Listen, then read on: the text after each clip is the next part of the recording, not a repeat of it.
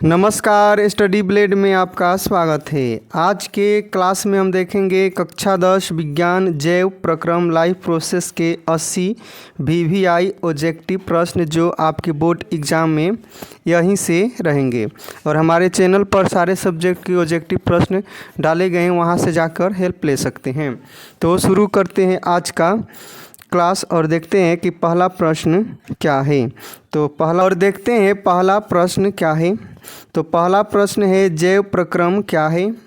तो इसका right option हो जाएगा ए, वे प्रक्रम जो जीवन को बनाए रखते हैं। तो इसका राइट ऑप्शन हो जाएगा एक। और नेक्स्ट प्रश्न है निम्नलिखित में से कौन जैव प्रक्रम नहीं है। तो इसका राइट ऑप्शन हो जाएगा डी, क्रिस्टलीकरण जैव प्रक्रम नहीं है। पोषण, श्वसन और प्रकाश संश्लेषण ये तीनों जैव प्रक्रम के अंतर्गत आते हैं। तो अब नेक्स्ट प्रश्न है सजीवों में अनुरक्षण के लिए आवश्यक है। तो इसका राइट ऑप्शन हो जाएगा सी, ए और बी दोनों, ऊर्जा और पदार्थ दोनों होते हैं। और नेक्स्ट प्रश्न है एक कोशिकीय जीवों में। तो एक कोशिकीय जीवों में क्या होते हैं। तो ऑप्शन के अनुसार इसका राइट ऑप्शन हो जाएगा बी, कोई विशेष अंग नहीं होता है एक कोशिकीय जीवों में। और नेक्स्ट प्रश्न है बहुकोशिकीय जीवों में। तो इसका राइट ऑप्शन हो जाएगा बी, सभी कोशिकाएं पर्यावरण के संपर्क में नहीं रहती है। तो इसका राइट ऑप्शन हो जाएगा बी। और नेक्स्ट सवाल है पोषण क्या है। तो पोषण क्या है। तो इसका राइट ऑप्शन हो जाएगा डी, उपरोक्त सभी। भोजन ग्रहण करने की प्रक्रिया भी है पोषण, ऊर्जा प्राप्त करने की प्रक्रिया है पोषण, भोजन से ऊर्जा प्राप्त करने की प्रक्रिया भी है पोषण। तो इसका राइट ऑप्शन हो जाएगा डी। और नेक्स्ट प्रश्न है स्वपोषी पोषण क्या है। तो इसका राइट ऑप्शन हो जाएगा ए, हरे पौधों में ही स्वपोषी पोषण होता है। तो इसका राइट ऑप्शन होगा ए। और नेक्स्ट प्रश्न है प्रकाश संश्लेषण के दौरान कौन सी घटना होती है। तो 8 का राइट ऑप्शन हो जाएगा डी, उपरोक्त सभी। जब प्रकाश संश्लेषण होता है तो क्लोरोफिल द्वारा प्रकाश ऊर्जा का अवशोषण होता है, बात सही है। प्रकाश ऊर्जा का रासायनिक ऊर्जा में रूपांतरण होता है, ये भी बात सही है। CO2 का कार्बोहाइड्रेट में अपचयन होता है, ये बात सही है। इसका राइट ऑप्शन हो जाएगा डी। और नेक्स्ट सवाल देखते हैं जो है क्लोरोफिल पाया जाता है। तो क्लोरोफिल पाया जाता है किस में। तो इसका राइट ऑप्शन हो जाएगा 9 का ए, क्लोरोप्लास्ट में क्लोरोफिल पाया जाता है। और नेक्स्ट सवाल है मरुभिद्र पौधे रात्रि में क्या लेते हैं। तो मरुभिद्र पौधे रात को क्या लेते हैं। तो इसका राइट ऑप्शन हो जाएगा ए, CO2 लेते हैं। और नेक्स्ट प्रश्न हमारा दिया गया है श्वसन क्या है। तो इसका राइट ऑप्शन हो जाएगा डी, उपरोक्त सभी। CO2 लेने की प्रक्रिया, CO2 छोड़ने की प्रक्रिया, भोजन से ऊर्जा मुक्त करने की प्रक्रिया, ये सभी जो होते हैं श्वसन होते हैं। और नेक्स्ट प्रश्न हमारा है ग्लूकोज का पाइरूवेट में विखंडन कहाँ होता है। तो 12 का राइट ऑप्शन हो जाएगा ए, कोशिका द्रव में ग्लूकोज का पाइरूवेट में विखंडन होता है। तो इसका राइट ऑप्शन ए हो गया। और नेक्स्ट सवाल है पाइरूवेट का पूर्व ऑक्सीकरण कहाँ होता है। तो इसका राइट ऑप्शन हो जाएगा बी, माइटोकॉन्ड्रिया में। नेक्स्ट सवाल दिया गया है जो है वायवीय श्वसन में उत्पन्न होता है। तो वायवीय श्वसन में क्या उत्पन्न होता है। तो 14 का राइट ऑप्शन हो जाएगा सी, CO2 ऊर्जा और जल। तो इसका राइट ऑप्शन हो गया सी। और नेक्स्ट सवाल है अवायवीय श्वसन में उत्पन्न होता है। तो जिसमें ऑक्सीजन नहीं मिलता है तो उसको कहते हैं अवायवीय श्वसन। और इसमें क्या उत्पन्न होता है। तो 15 का राइट ऑप्शन हो जाएगा सी, ए और बी दोनों। यानी कि एथिल एल्कोहल और CO2 भी बनता है और लैक्टिक अम्ल भी बनता है जब ऑक्सीजन की अनुपस्थिति में श्वसन होता है, जिससे वहाँ पे दर्द यानी कि लैक्टिक अम्ल के कारण ऐंठन भी होता है। और नेक्स्ट प्रश्न देखते हैं कि हमारा क्या है। तो नेक्स्ट प्रश्न है, पौधों में जल का वहन किसके द्वारा होता है। तो पौधों में जल का वहन किसके द्वारा होता है, तो इसका राइट ऑप्शन हो जाएगा बी, जाइलम के द्वारा होता है। और नेक्स्ट प्रश्न देखते हैं, पौधों में भोजन का वहन किसके द्वारा होता है। तो इसका राइट ऑप्शन हो जाएगा ए, फ्लोएम के द्वारा होता है। और नेक्स्ट प्रश्न देखते हैं, मानव हृदय में कितने कोष्ठ होते हैं। तो इसका राइट ऑप्शन हो जाएगा सी, मानव हृदय में 4 कोष्ठ होते हैं। अगला प्रश्न दिया है, मछली के हृदय में कितने कोष्ठ होते हैं। तो इसका राइट ऑप्शन हो जाएगा ए, मछली के हृदय में 2 कोष्ठ होते हैं। और नेक्स्ट प्रश्न है, सरीसृप के हृदय में कितने कोष्ठ होते हैं। तो इसका राइट ऑप्शन हो जाएगा बी, 3 सरीसृप के हृदय में 3 कोष्ठ होते हैं। अब देखते हैं उत्सर्जन पे आधारित वीवीआई ऑब्जेक्टिव प्रश्न। ये हमारा टॉपिक रहेगा उत्सर्जन और इस पे आधारित टॉप वीवीआई ऑब्जेक्टिव प्रश्न। और प्रश्न है, मानव में वृक्क संबंधित है। तो मानव में वृक्क किस चीज़ से संबंधित है। तो इसका राइट ऑप्शन हो जाएगा सी, उत्सर्जन से। मानव वृक्क संबंधित रखता है उत्सर्जन से, राइट। और नेक्स्ट प्रश्न है, मानव वृक्क में मानव में वृक्क की क्रियात्मक इकाई है। तो मानव में वृक्क की क्रियात्मक इकाई क्या है। तो 22 का राइट ऑप्शन हो जाएगा ए, नेफ्रॉन होता है। और नेक्स्ट प्रश्न है, कृत्रिम वृक्क किस अपशिष्ट पदार्थ को अलग करता है। तो इसका राइट ऑप्शन हो जाएगा, कृत्रिम वृक्क जो होता है नाइट्रोजन युक्त पदार्थ को अलग करता है। तो 23 का राइट ऑप्शन हो जाएगा ए। और नेक्स्ट प्रश्न जो दिया गया है, नेक्स्ट प्रश्न है, मानव में मूत्र का निर्माण कहाँ होता है। तो इसका राइट ऑप्शन हो जाएगा वृक्क। मानव में मूत्र का निर्माण वृक्क में होता है। तो इसका राइट ऑप्शन हो गया सी। और नेक्स्ट प्रश्न है, पौधों में उत्सर्जन होता है। तो पौधों में उत्सर्जन कहाँ होता है। तो 25 का राइट ऑप्शन हो जाएगा डी, उपरोक्त सभी रंध्रों द्वारा होता है, जड़ों द्वारा होता है, पत्तियों द्वारा होता है। तो यहाँ तक हम देख लिए। और नेक्स्ट प्रश्न देखते हैं, मानव अमाशय में कौन सा अम्ल उत्पन्न होता है। तो 26 का राइट ऑप्शन हो जाएगा ए, मानव अमाशय में HCl अम्ल उत्पन्न होता है, जो भोजन को पचाता है, सड़ने से बचाता है। ज़्यादा एसिड बन जाएगा पेट में तो एसिडिटी हो जाता है, जिसके रोकने के लिए न्यूट्रल करने के लिए एंटासिड दवाई खाना पड़ता है। तो यहाँ तक देख लिए। तो अब नेक्स्ट प्रश्न है जो दिया गया है, इमल्सीकृत वसा का पाचन कौन सा एंजाइम करता है। तो इसका राइट ऑप्शन हो जाएगा सी, लाइपेज। क्लियर। और नेक्स्ट प्रश्न देखते हैं, मानव शरीर की सबसे बड़ी ग्रंथि कौन सी है।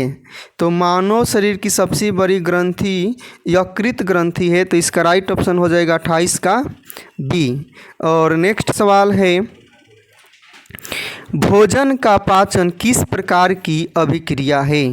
तो भोजन का पाचन उपचयन अभिक्रिया है। तो इसका राइट ऑप्शन हो जाएगा ए।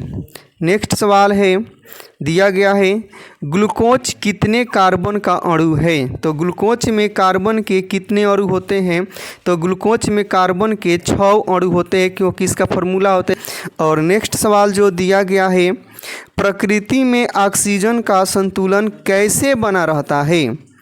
तो इसका राइट ऑप्शन हो जाएगा बी, प्रकाश संश्लेषण के द्वारा प्रकृति में ऑक्सीजन का संतुलन बना रहता है। और नेक्स्ट प्रश्न है, हाइड्रा में प्रजनन किस विधि से होता है। तो हाइड्रा में प्रजनन किस विधि से होता है। तो इसका राइट ऑप्शन हो जाएगा बी, मुकुलन, राइट। इसका नेक्स्ट सवाल है, निम्नलिखित में से कौन उभयलिंगी जंतु है। तो उभयलिंगी जंतु कौन है। तो इसका राइट ऑप्शन हो जाएगा ए, केचुआ। और नेक्स्ट प्रश्न है, पौधों में वाष्पोत्सर्जन किस भाग में होता है। तो राइट ऑप्शन हो जाएगा सी, पत्ती में वाष्प उत्सर्जन होता है पौधों में। और नेक्स्ट प्रश्न है 35 नंबर सवाल है, मैग्नीशियम कहाँ पाया जाता है? तो मैग्नीशियम पाया जाता है तो इसका राइट ऑप्शन हो जाएगा ए, क्लोरोफिल में। क्लोरोफिल में मैग्नीशियम पाया जाता है। और नेक्स्ट सवाल है, कवक में पोषण की कौन सी विधि है? तो कवक में कौन सी पोषण की विधि होती है? तो इसका राइट ऑप्शन हो गया बी, मृतजीवी होती है। नेक्स्ट सवाल है, क्लोरोफिल वर्णक का रंग है। तो क्लोरोफिल वर्णक का रंग क्या होता है? तो 37 का राइट ऑप्शन हो जाएगा ए, क्लोरोफिल वर्णक का रंग हरा होता है। और नेक्स्ट सवाल हमारा है, टैनिन मुख्यतः कहाँ जमा होता है? तो टैनिन कहाँ जमा होता है? तो टैनिन जो होता है वृक्ष की छाल में जमा होता है। तो 38 का राइट ऑप्शन हो जाएगा ए, वृक्ष की छाल में। और नेक्स्ट सवाल है, खुला परिसंचरण तंत्र किसमें पाया जाता है? तो खुला परिसंचरण तंत्र पाया जाता है तो इसका राइट ऑप्शन हो जाएगा बी, कॉकरोच में पाया जाता है। और नेक्स्ट सवाल हमारा है, रक्त का थाका बनाने में सहायक होता है।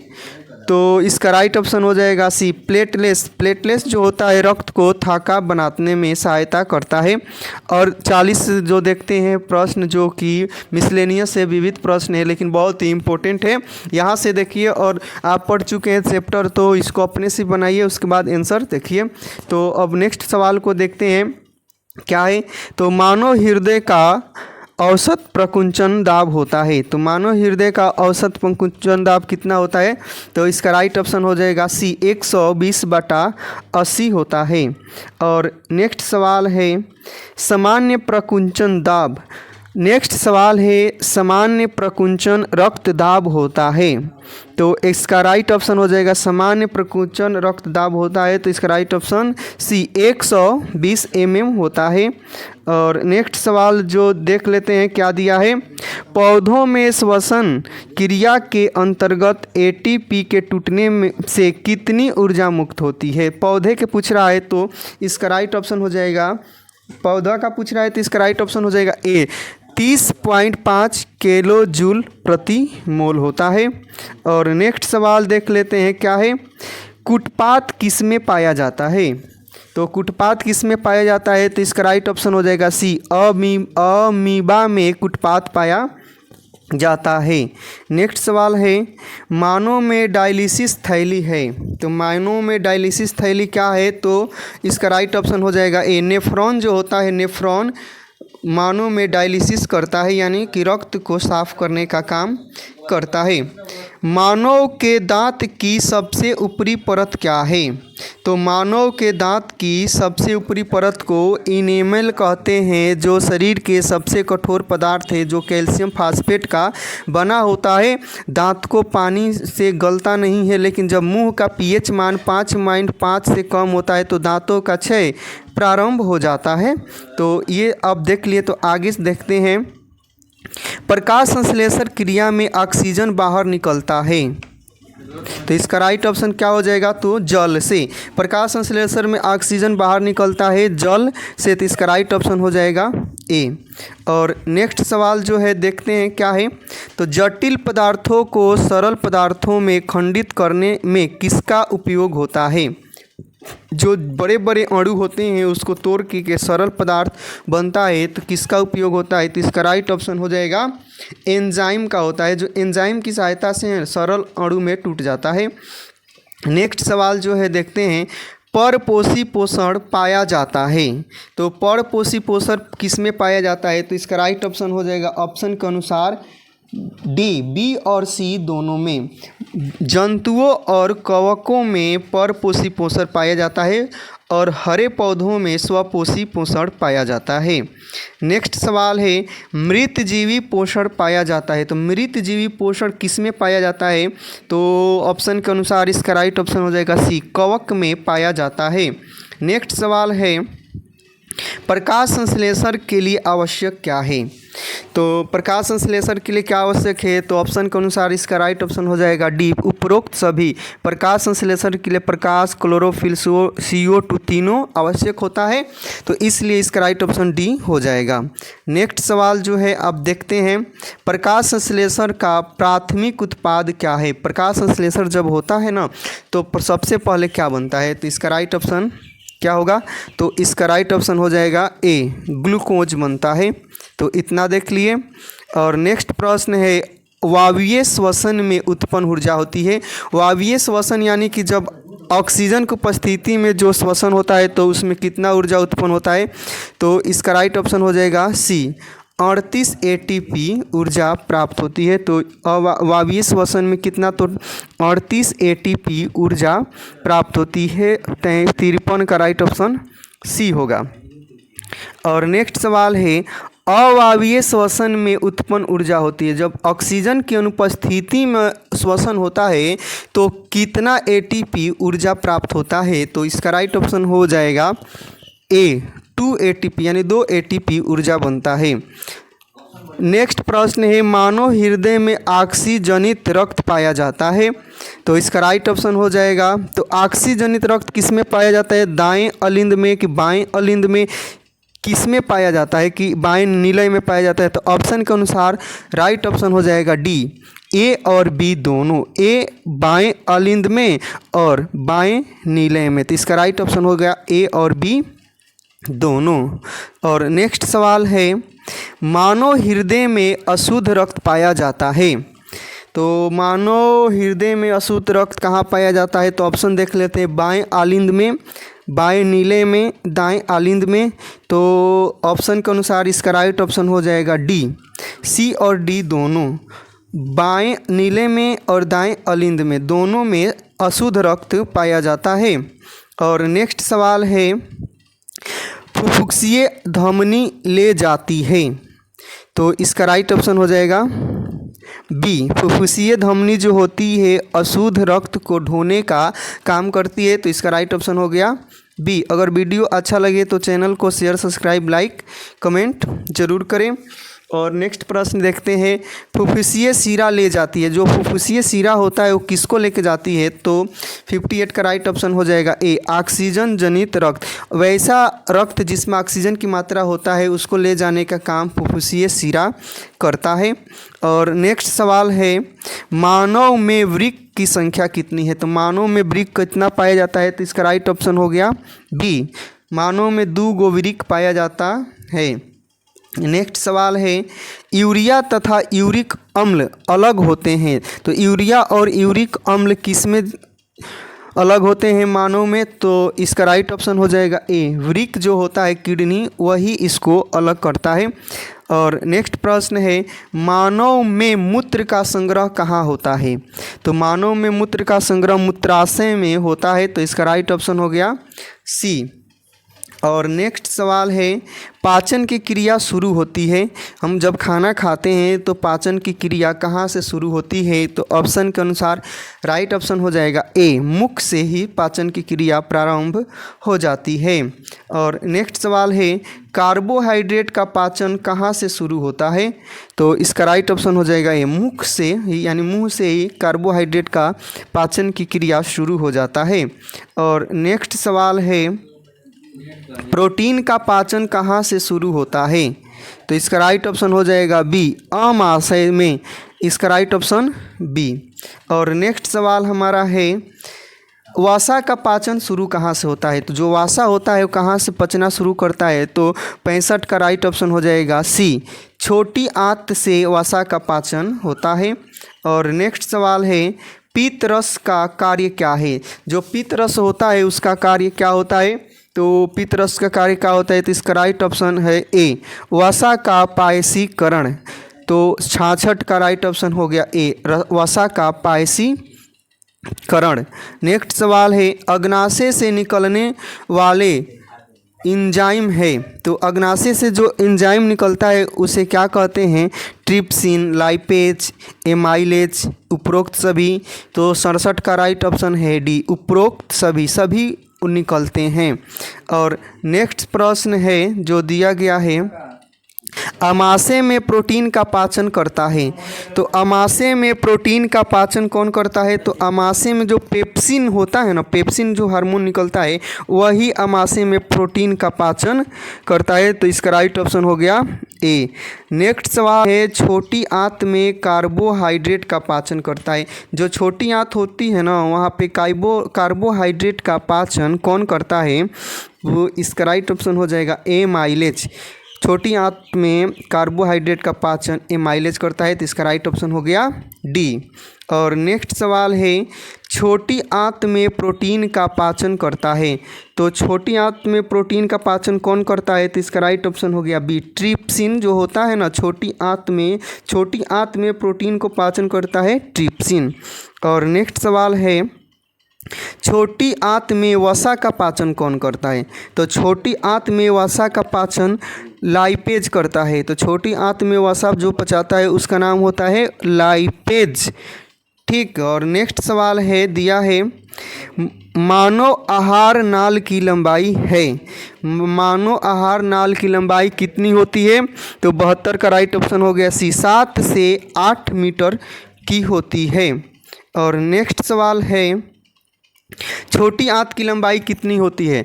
तो छोटी आंत की लंबाई कितनी होती है? तो इसका राइट ऑप्शन हो गया सी, 5 से 6 मीटर लंबाई की होती है। क्या? तो छोटी आंत। इसका राइट ऑप्शन हो गया सी। नेक्स्ट प्रश्न है, दिया हुआ है बड़ी आंत की लंबाई कितनी होती है? तो इसका राइट ऑप्शन हो गया 1 से 1.5 मीटर के बीच में बड़ी आंत की लंबाई होती है। Right option A. नेक्स्ट सवाल जो दिया गया है नेक्स्ट सवाल है, अमीबा में पोषण होता है। तो अमीबा में पोषण कैसा होता है? तो इसका राइट ऑप्शन हो गया बी, परपोषी पोषण होता है। नेक्स्ट सवाल है, यूग्लिना में पोषण होता है। तो यूग्लिना में कैसा पोषण होता है? स्वपोषी कि परपोषी कि इनमें से दोनों कि इनमें से कोई नहीं? तो 76 का राइट ऑप्शन हो जाएगा सी, परपोषी स्वपोषी दोनों होता है। तो ए और बी दोनों। नेक्स्ट सवाल हमारा दिया गया है, कवक में पोषण होता है। तो कवक में कैसा पोषण होता है? स्वपोषी, परपोषी कि मृतजीवी कि इनमें से कोई नहीं? तो कवक में ऑप्शन सी होगा, मृतजीवी पोषण होता है। और क्लेमाइडोमोनास में पोषण होता है। तो इसका राइट ऑप्शन हो जाएगा ए, स्वपोषी पोषण होता है। नेक्स्ट सवाल है, दिया हुआ है कि पैरामीशियम में पोषण होता है। तो पैरामीशियम में कौन सा पोषण होता है? तो इसका देख लेते हैं। राइट ऑप्शन हो जाएगा पैरामीशियम में परपोषी पोषण होता है। तो 79 का राइट ऑप्शन हो गया बी। और नेक्स्ट और लास्ट सवाल हमारा है, हरे पौधों में श्वसन होता है। तो हरे पौधों में श्वसन कब होता है? तो दिन और रात दोनों में होता है। तो इसका राइट ऑप्शन हो गया सी। तो दिन और रात दोनों में हरे पौधों में पोषण होता है। ये class 10th biology chapter 1 life process जैव प्रक्रम का VVI 80 ऑब्जेक्टिव प्रश्न था, जो कि बोर्ड एग्जाम में आपको यहीं से रहेंगे। और हमारे चैनल पे सारे सब्जेक्ट के ऑब्जेक्टिव VVI प्रश्न डाले गए हैं, जाके वहाँ से उसको देख सकते हैं और बहुत अच्छे अंकों से पास हो सकते हैं। इसी चैनल पे सारे मैथ साइंस के टॉपिक वाइज कंसेप्ट को क्लियर कराया गया है और एक को सवाल को बनाया गया है बहुत ही बेहतरीन ढंग से, जो आप इसको देख सकते हैं और अपने परीक्षा को आसान बना सकते हैं। तो यहाँ तक आने के लिए और पूरे वीडियो को देखने के लिए बहुत बहुत धन्यवाद। Thanks for watching video.